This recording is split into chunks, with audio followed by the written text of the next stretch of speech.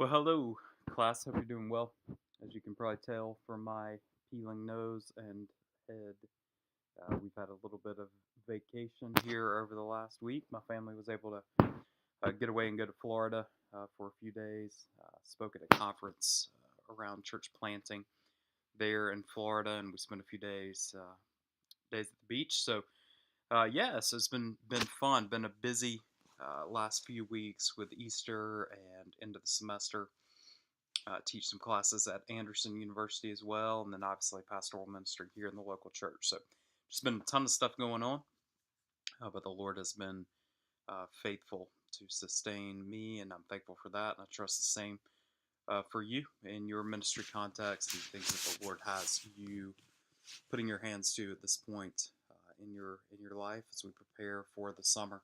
I wanted to make a few comments just in relation to the reading that we've been doing. One particularly that I found myself pointing to consistently in your papers. Not necessarily something that is wrong, but something to give some thought to.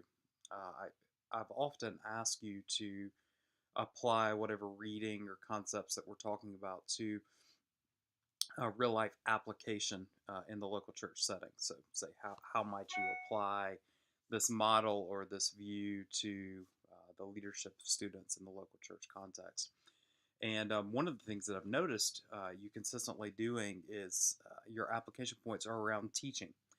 So, we may say family centered or family integrated models of student ministry. Well, what do we do? Well, we teach families the importance of discipleship in their homes, or we teach parents the role they have in loving and caring for their kids, in contrast to just youth pastors doing that work for them, or the need for unity in the church. And the application point is then, well, we teach about the need for unity. And I think that is certainly true and a very viable aspect of leadership in the local church is that we want to teach. We certainly see that in Paul's letter to the church in Rome, where he says that we're transformed, not according to the pattern of the world, but according to God's Spirit at work within us. And how are we transformed? We're transformed by the renewal of our mind.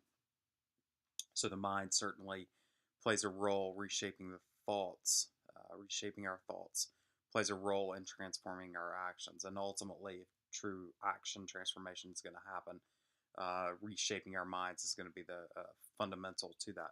But there are at least two other aspects involved in genuine change, in whatever area. This is true for adults. It's true for myself. It's true for you as well.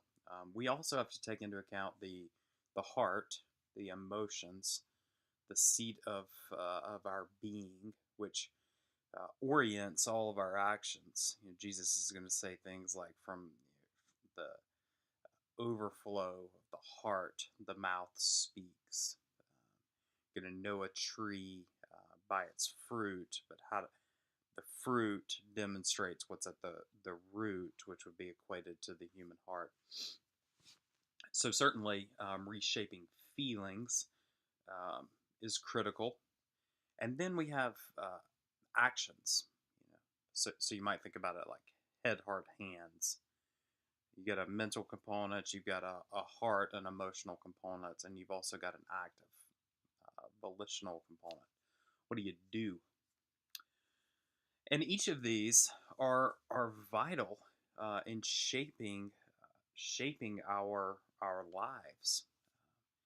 We act, and often we act in certain ways, and our feelings catch up with those actions, or we feel certain ways, and so our actions follow. What I want to zero in on today is just the reality that we have to take into account each of these as we are seeking to form students in Christ's image. Perhaps if there's any area that dominates in the teenage years, it is the emotions. Puberty, adolescence, the transformation there. Emotionally, students are chaotic at best and probably make decisions out of their emotions more than anything else. So, to discount the role of emotion in the lives of students is to really miss a critical component. Now, do we have to teach students to reshape, to take captive those emotions? Yes, absolutely. But there's no discounting the fact that emotions are going to drive much of what happens. And so, learning to harness those emotions, helping students process with their emotions, helping orient those emotions to the gospel and see them through a gospel lens is going to be critical. And then actions. Again, students have a lot of energy. They're doers fundamentally. And so a lot of times they're going to do their way into thinking versus think their way into doing. And so creating student ministry context that apprentice them in the right actions. This is what we want you to do. And giving them, as student leaders, creating cultures that facilitate the kinds of things that we want them to do, and then teach them in their doing, I think is critical. So, for example, what's the most effective way to get a student to share the gospel? Well, we could do a 12-week class on evangelism, teach them, and then send them out to share their faith. Or, and I would suggest far better, we could go share our faith as adults, go with students to share our faith, allow them to watch, engage in the discussion as we model for them the right actions. And then in turn, as we're going, as we're doing, a couple of things are happening. One, we're teaching them. We're saying, hey, see what I did here?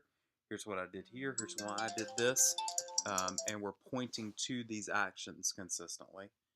And two, we are giving them increasing opportunities to engage in themselves. So as they're doing, we're watching them engage in these behaviors, and we're saying, hey, you did this, or this was really good. I want to encourage you in this, those kind of things.